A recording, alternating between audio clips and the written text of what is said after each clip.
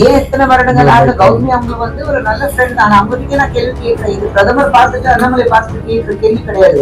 நாங்க வந்து எத்தனை வருடங்களாக காங்கிரஸும் திமுக வந்து அந்த விஷயத்த வந்து அப்படியே மறைச்சு வச்சிருந்தாங்க.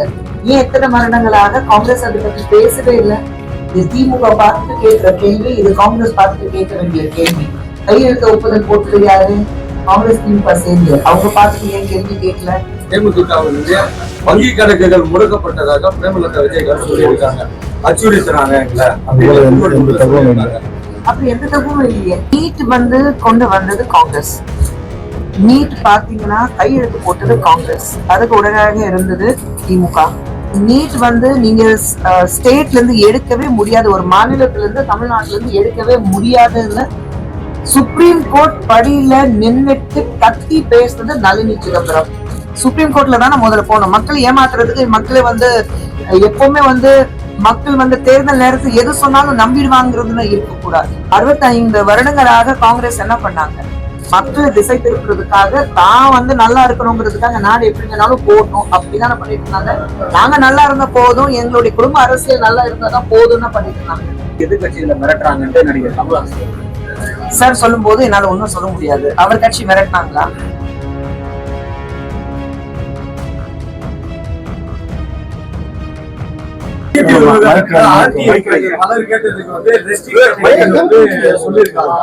ஆனா அண்ணாமலைக்கும் இந்த நேரத்துல வந்து அவங்க இந்த விஷயத்தை பத்தி பேசுறதுக்கான அவசியம் என்ன அப்படின்னு நடிகை கௌதமி சொல்லியிருக்காங்க. நீங்க ஒரு விஷயம் நம்ம மட்டும் தெளிவாக புரிஞ்சுக்கணும். நம்ம நாடு அமைதியா இருக்கு சொல்லுங்கம்மா. எத்தனை வருடங்களாக யாருமே பேசலன்னா அதை அப்படியே அமைதி வச்சுட்டு பேசாம போக முடியாது. சில விஷயங்கள் பேச வேண்டிய நேரத்துல பேசதான் ஆகணும். அது தேர்தல் நேரத்துல நீங்க பாத்துருக்கீங்க. நாங்க வந்து எத்தனை வருடங்களாக காங்கிரஸும் திமுக வந்து அந்த விஷயத்த வந்து அப்படியே மறைச்சு வச்சிருந்தாங்க. ஏன் எத்தனை வருடங்களாக காங்கிரஸ் அதை பத்தி பேசவே இல்லை? ஏன் எத்தனை வருடங்களாக கௌதமி அவங்க வந்து ஒரு நல்ல ஃப்ரெண்ட் தான். அவங்ககிட்ட நான் கேள்வி கேட்கிறேன். இது பிரதமர் பார்த்துட்டு அண்ணாமலை பார்த்துட்டு கேட்கிற கேள்வி கிடையாது. இது திமுக பார்த்துட்டு கேட்கிற கேள்வி, இது காங்கிரஸ் பார்த்துட்டு கேட்க வேண்டிய கேள்வி. கையெழுத்து ஒப்புதல் போட்டது யாரு? காங்கிரஸ் திமுக சேர்ந்து. அவங்க பார்த்துட்டு ஏன் கேள்வி கேட்கல? அவங்க பார்த்துட்டு கேள்வி கேளுங்க. நீங்க ஏன் இவ்வளவு வருஷமா இந்த விஷயத்த மறைச்சு வச்சீங்க?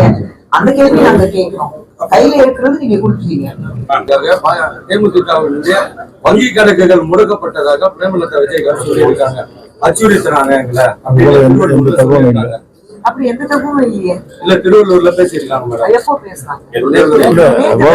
அப்படி தகவல் எதுவுமே வெளியில வரல. பண்ணணும்னு அவசியமே. காங்கிரஸ் வந்து தேர்தல் அறிக்கை வெளியிட்டு இருக்காங்க இப்ப ஜஸ்ட் நவ். அதுல வந்து 2 குறிப்பிடும்படியான வாக்குறுதி கொடுத்திருக்காங்க. ஒண்ணு, நீட்டு கேட் எக்ஸாம் வந்து மாநிலங்கள் விருப்பப்பட்டால் நடத்தி கொள்ளலாம்ன்றது ஒண்ணு. இன்னொன்னு வந்து மகாலட்சுமி என்ற திட்டத்தின் கீழே ஏழை குடும்பங்களுக்கு 1 லட்சம் கொடுக்குறேன்னு ஒரு 2 வாக்குறுதி கொடுத்திருக்காங்க.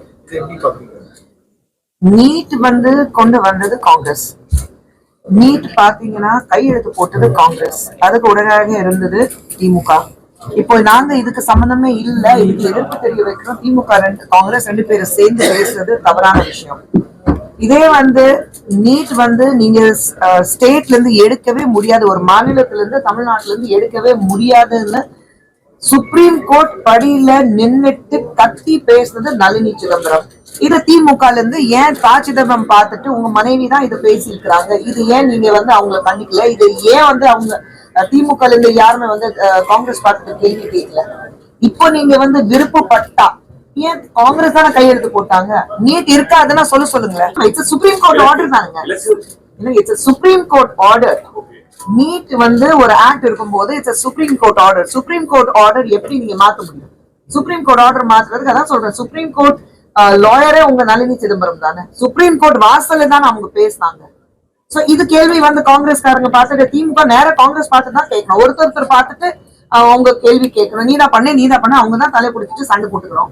சுப்ரீம் கோர்ட்ல தானே முதல்ல போனோம். மக்களை ஏமாத்துறதுக்கு மக்களை வந்து எப்பவுமே வந்து மக்கள் வந்து தேர்தல் நேரத்தில் எது சொன்னாலும் நம்பிடுவாங்கிறதுன்னு இருக்கக்கூடாது.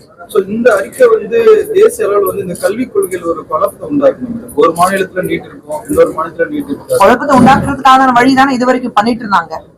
கடந்த 65 வருடங்களாக காங்கிரஸ் என்ன பண்ணாங்க?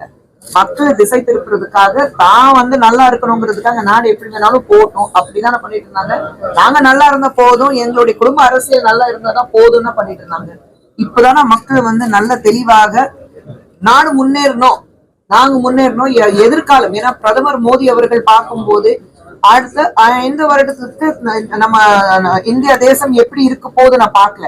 2047 ஒரு 100 years ஆஃப் ஃப்ரீடம், 100 வருடங்கள் நமக்கு சுதந்திரம் கிடைச்ச 100 வருடத்துல இந்தியா எந்த ஸ்தானத்துல இருக்கும், எந்த வளர்ச்சியில இருக்கும் அப்படிதான் நான் பார்த்துட்டு இருக்கேன். அது ஒரு என்ன சொல்றது, ஒரு விஷன் இருக்குல்ல, ஒரு பார்வை இருக்குல்ல, நம்ம நாடு எப்படி இருக்கணும், அந்த லாங் டிஸ்டன்ஸ் விஷன் இருக்கணுமே. எதிர்கட்சிகளை மிரட்டுறாங்கன்ட்டு நடிகர் கமல்ஹாசன் சார் சொல்லும் போது என்னால ஒன்னும் சொல்ல முடியாது. அவர் கட்சி மிரட்டினாங்களா?